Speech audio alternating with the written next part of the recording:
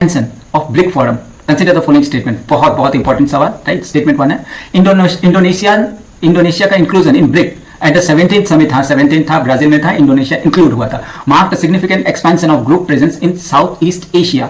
Okay, again brick बहुत important है क्योंकि ट्रम्प के आधा से ज्यादा टैरिफ जो है वो इसी वजह से, क्योंकि डी डॉलराइजेशन शुरू हो गया, राइट? कि ब्रिक अपनी एक करेंसी है और इसमें ये जो अपने लुला है, राइट, ब्राजील के जो प्रेसिडेंट है, उनका बहुत ज्यादा जोर है कि अपना एक करेंसी है ना, कि ब्रिक मेंबर्स है ना, वो अपने करेंसी में आप ट्रेड करो.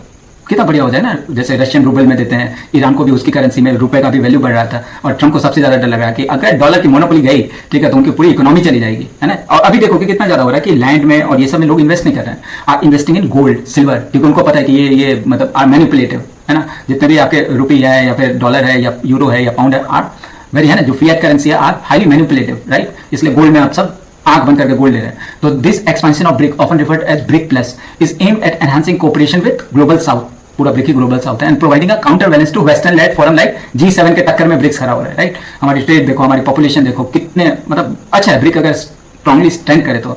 लेकिन अगर है ना, लाइक हम अमेरिका के से बहुत ज्यादा जुड़ गए हैं, मतलब कि समझो कि एंटायर आवर जियो पॉलिटिक्स है. अभी तो थोड़ा बहुत करेक्टिव एक्शन शुरू हुआ है ना, कि हम अमेरिका को कुछ बोले, क्योंकि अगेन सबसे कमजोर मेंबर अमेरिका सोचता है इंडिया ही है, इस्लाम पे दबाव डालता है.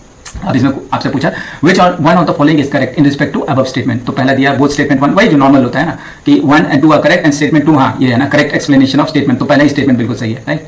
तो इसमें देखते हैं पहला स्टेटमेंट करेक्ट है. 17th BRICS summit held in Brazil formally welcome Indonesia as a full member.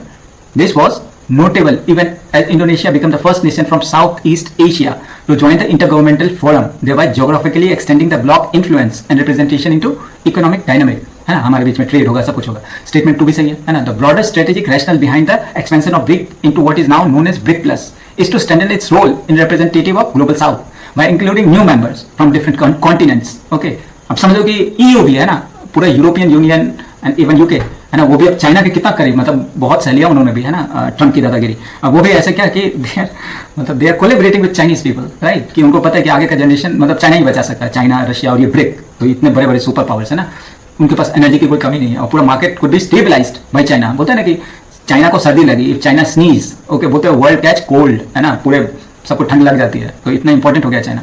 Bye including new member from different continent, the forum aim to promote multipolarity, different economic and political cooperation among emerging economies and create a more influential platform that serve as a counter balance to dominance of ये अपना G7 वाला. Okay, और या फिर जितना भी western lead institution है ना, जैसे देखो WTO उन्होंने ही बनाया, और WTO को ट्रम्प नहीं मानता, WHO को ट्रम्प नहीं मानता, क्लाइमेट चेंज ट्रम्प नहीं मानता, जितने भी ट्रेड डील्स है ट्रम्प नहीं मानता.